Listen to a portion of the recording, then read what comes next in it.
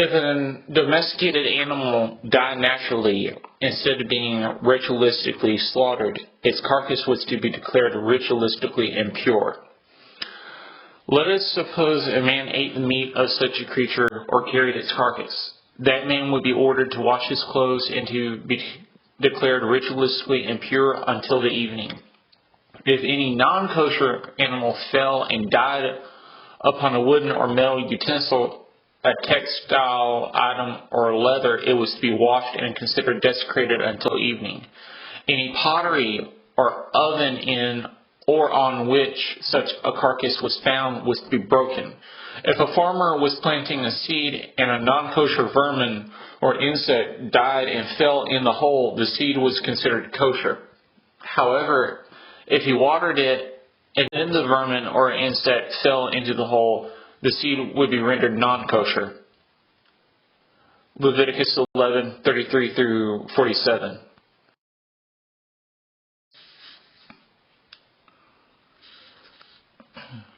David and the army of 30,000 troops went to Judah to bring the Ark of the Testimony to Jerusalem.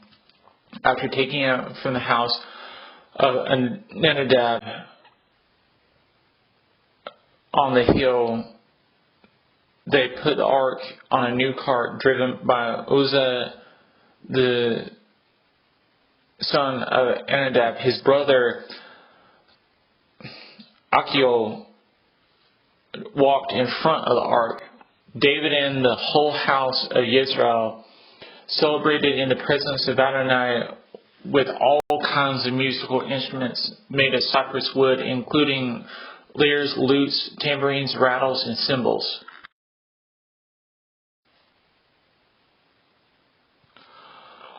Upon reaching Nichan's threshing floor, the oxen stumbled and Uzzah put out his hand to steady the ark. This resulted in Uzzah being struck down for touching the ark. This death upset David and made him fearful. The king asked, "How can the ark of Adonai come to me?" David took it over to the house of Obed Edom the Gittite, where it stayed for 3 months. During these 3 months, Obed Edom and all his household were blessed. The place where Uzzah died was called Perez Uzzah.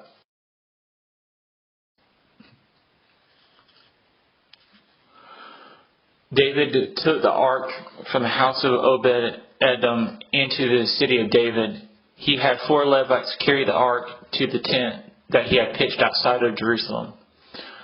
When they had gone only 6 paces, David slaughtered an ox and a fattened sheep. David, while wearing a linen ephod, danced and spun around with abandon before Adonai. David and the elders brought up the ark with shouting and the sound of the shofar. As the ark of Adonai entered the city of David, Michal, David's wife and daughter of Saul, watched King David worship from her window.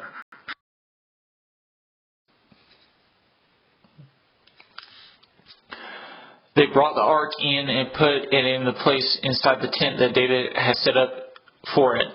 David offered burnt offerings and peace offerings before Adonai. When David had finished offering the burnt offering and peace offerings, he blessed the people in the name of Adonai Tzavot. Then he distributed to all the people of Israel, to everyone there, both men and women, a loaf of bread, a portion of meat, and a raisin cake, after which the people all left for their homes.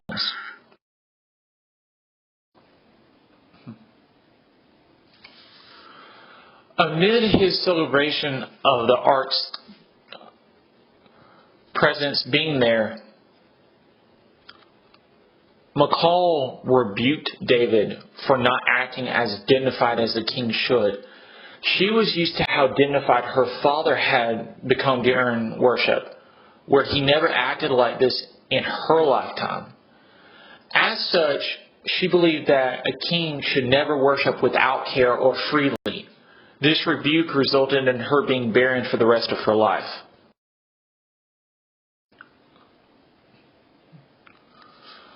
Between 1003 and 1000 BC, David spoke to Nathan, who was one of the prophets and one of his trusted advisors.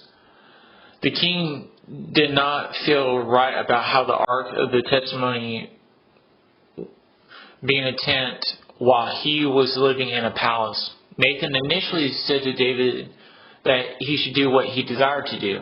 Later that night, the prophet was reprimanded by a divine dream for encouraging such. The following morning, the prophet delivered a message to the king.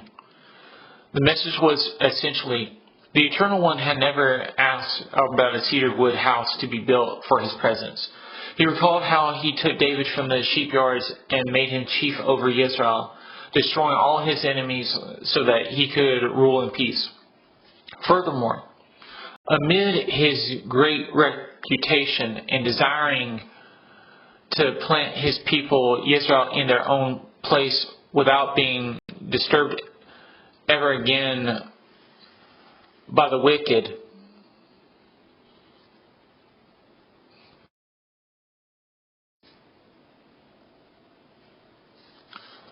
however, the Eternal One agreed to allow David to plan for a cedar wood house to be built. However, he would not be the one to build the house. Instead, a son would build it. The son would be like a son to him himself. As such, the son would retain grace even when he would need to be reproved.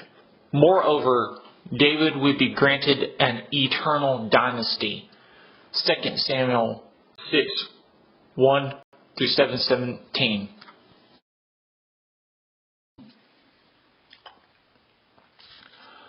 But there was a man named Hananiah who, with his wife Sefira, stole some property, and with his wife's knowledge withheld some of the proceeds for himself, although he did bring the rest to the emissaries. Then Kepha said, "Why has the adversary so filled your heart that you lie to the royal Kodesh and keep back some of the money you received from the land? Before you sold it, the property was yours, and after you sold it, the money was yours to use as you pleased. So what made you decide to do such a thing? You have lied not to human beings, but to Adonai." On hearing these words, Hananiah fell down dead, and everyone who heard about it was terrified. The young men got up, wrapped his body in a shroud, carried him out, and buried him.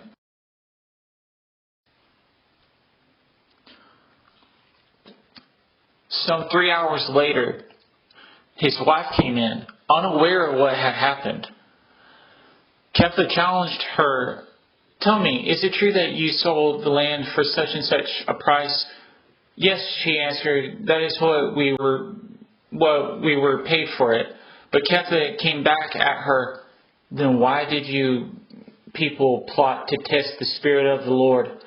Listen, the men who buried your husband are at the door. They will carry you out too." Instantly she collapsed at his feet and died. The young men entered, found her there dead, carried her out, and buried her beside her husband. As a result of this, great fear came over the whole Messianic community, and indeed over everyone who heard about it. Acts 5:1-11.